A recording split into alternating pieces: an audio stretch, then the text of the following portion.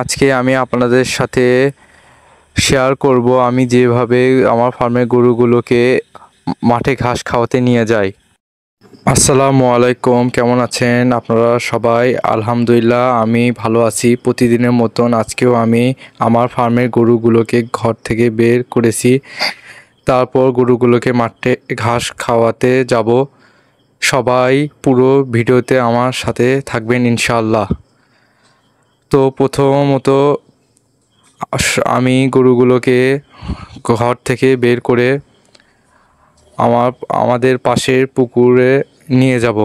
নিয়ে যেয়ে সেখানে ঘাস খাওয়াবো। আপনাদের যাদের গরু আছে তারা সকলে চেষ্টা করবেন গরুগুলোকে রোদ ওঠার আগেই বের করার জন্য, এবং রোদ ওঠার সাথে সাথে গরুগুলোকে ঘরে নিয়ে আসবেন। তা না হলে গরুর সর্দি লাগতে পারে। আপনাদের যাদের গরু আছে বা কিনবেন তারা অবশ্যই বছরে একবার হলেও গরুকে কীটনাশক প্রয়োগ করবেন। বর্তমানে চারিদিকে অনেক ভয়ঙ্কর ভয়ঙ্কর গরুর ভাইরাস আছে।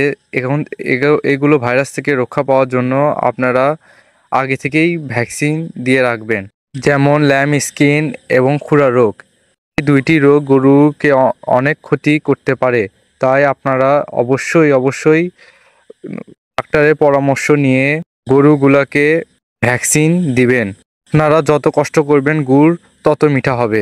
অর্থাৎ আপনারা গরুর পিছনে যত সময় শ্রম ব্যয় করবেন আপনাদের তত প্রফিট পাবেন। আপনারা প্রতিদিন গরুর ঘর পরিষ্কার রাখবেন এবং চেষ্টা করবেন প্রতিদিন গরুকে গোসল করানোর। গরুগুলোকে ঘাস, খ্যার এবং বিভিন্ন ধরনের ভিটামিন খাওয়াবেন। ইনশাল্লাহ আপনাদের গরুতে কোনো লস আসবে না। ঘাস খাওয়ানোর পর গরুগুলোকে আমি ফার্মে নিয়ে আসি, কারণ ততক্ষণে রোদ উঠে গিয়েছিল। এরপর আমি গরুগুলোকে নিয়ে বাড়ির দিকে রওনা হই।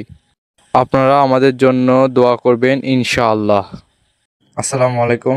ভিডিওটি ভালো লাগলে আমার পাশের সঙ্গে থাকুন।